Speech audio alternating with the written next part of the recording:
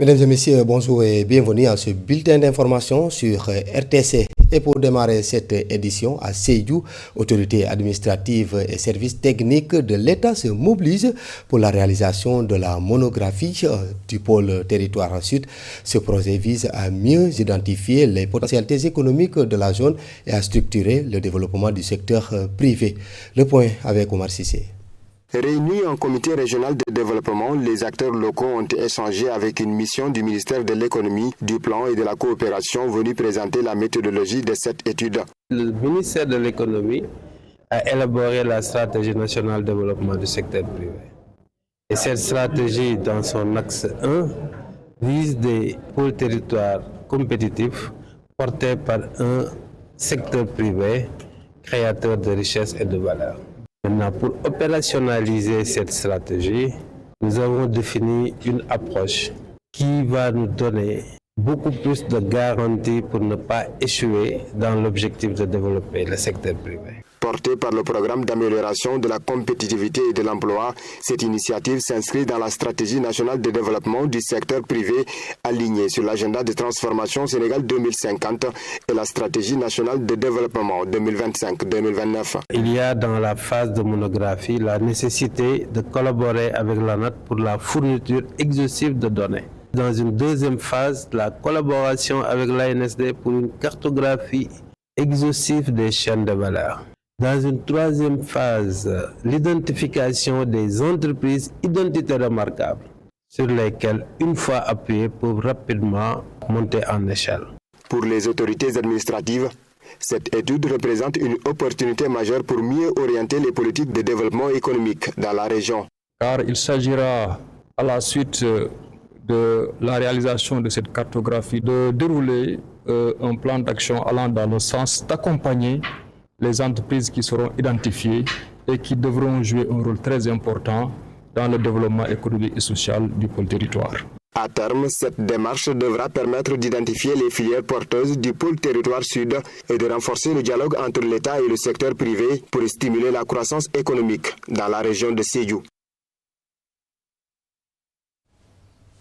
Omar Sissé. Et puis au Sénégal, la question de l'avortement médicalisé continue de susciter débat et controverse. Pour un meilleur traitement médiatique de ce sujet et une meilleure protection des victimes. L'organisation Action for Change a tenu un atelier de clarification des valeurs à l'intention des journalistes. Les détails dans ce compte-rendu de Maïfaï. L'accès à l'avortement médicalisé reste un sujet sensible et un combat pour plusieurs organisations. Pour mieux protéger les victimes et informer l'opinion publique, la formation des journalistes apparaît comme un levier essentiel. Quelques stratégies, quelques astuces pour bien écrire sur la question, pour avoir les termes exacts, des termes qui ne heurtent pas, pour comprendre les termes qu'il faut dire et qu'il ne faut pas dire.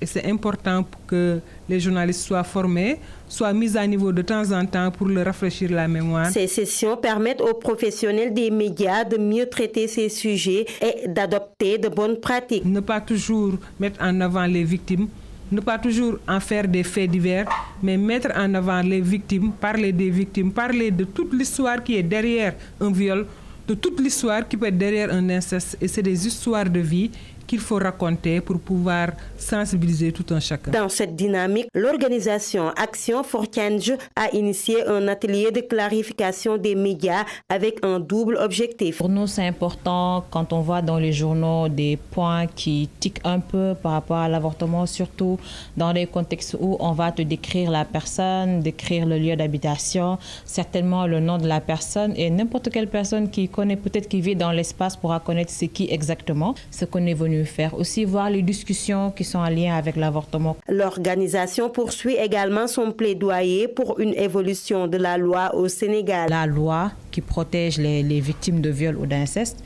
suivi de grossesse, qui puissent avoir un avortement en toute sécurité, qui est cadré par l'État du Sénégal à travers son ministère de la Santé.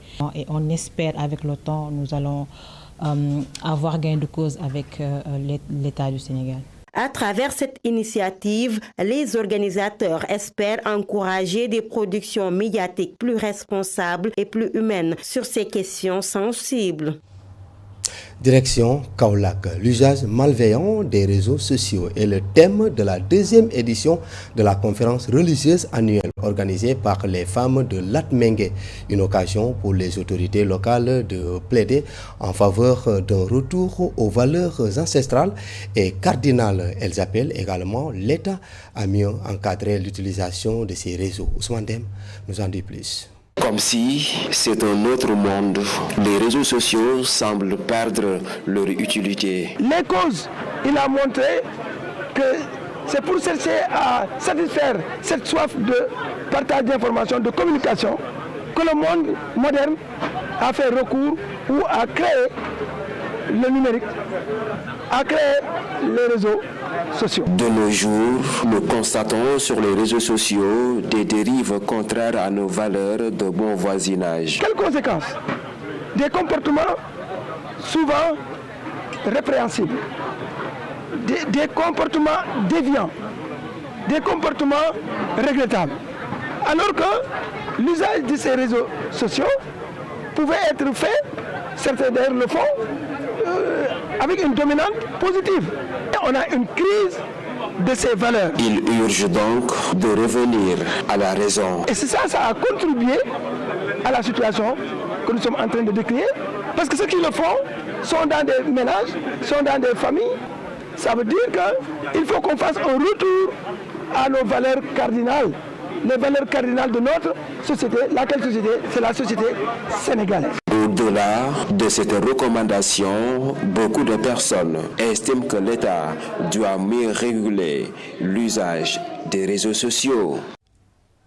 Ousmane Dem, et pendant ce temps, la situation économique actuelle pèse lourdement sur les tailleurs de Mbour, notamment en zone rurale.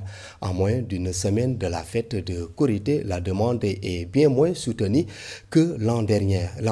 Les clients se font rares et arrivent au compte-gouttes, entraînant une forte baisse de chiffre d'affaires. Les tailleurs ont exprimé leur désespoir au micro de Papa Kéré. À 10 jours, on devait commencer à veiller, mais on ne fait que dormir toute la journée parce qu'il n'y a pas de travail. C'est différent de l'année dernière. Tu as vu la pliée, il n'y a presque pas d'habits, à part les enfants qui viennent. On voit au moins petit à petit les femmes qui viennent des villages.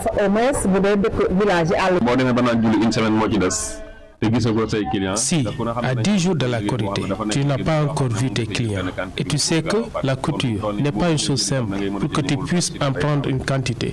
Donc, tu ne peux qu'engager ce que tu pourras honorer parce que c'est trop tard. À moins de 10 jours, on ne peut pas faire grand-chose. C'est ça le problème. À vrai dire, les gens veulent venir. Ils ont des soucis d'argent. Peut-être que les temps sont durs.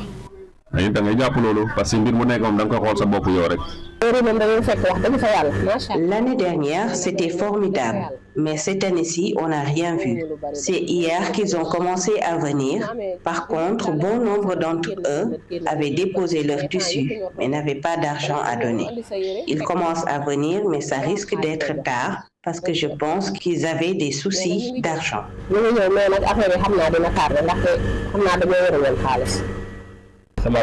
Mon apprenti est malade depuis le début du Ramadan. C'est pourquoi je suis seul. Donc, je suis obligé de ne plus prendre de tissu à coudre parce que les modèles pour femmes sont compliqués. J'essaie de gérer ce qui est là pour le moment.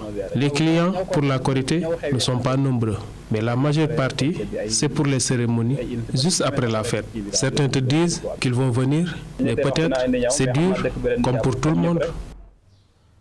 Et nous en arrivons à notre reportage du jour qui nous mène à Touba. En cette période de Ramadan, les bouchers tirent la sonnette d'alarme entre la cherté des bœufs, vente jugée peu rentable. Ils disent accumuler les pertes pendant ce temps. Les clients dénoncent aussi la hausse du prix de la viande. Les professionnels appellent l'État à réguler les prix du bétail. Falun donc, reportage. Les bouchers de Touba souffrent des pertes d'argent dans leur métier, mais aussi de la baisse du prix des peaux de bœuf Mandiaye Sek. Nous travaillons dans le métier de la viande, mais actuellement les bœufs sont très chers et nous n'avons pas assez d'argent. En ce moment, personne ne prête d'argent en personne. Les bouchers achètent leurs bœufs puis revendent la viande mais nous perdons souvent de l'argent. Ce qui nous pénalise le plus, c'est aussi la baisse du prix de la peau des bœufs. Le chef des bouchers s'est prononcé sur le prix du kilo de viande et demande au ministre de l'élevage et au premier ministre de réglementer les prix des troupeaux. Le prix auquel nous vendons la viande ne nous arrange pas. Nous vendons le kilo à 4 000 francs, alors qu'il devrait parfois se limiter à 4 500 francs. Nous demandons au ministre de l'élevage et au premier ministre d'aller vérifier les troupeaux afin de réglementer les prix pour que les bouchers puissent avoir un bénéfice. Les clients viennent, mais pas comme avant.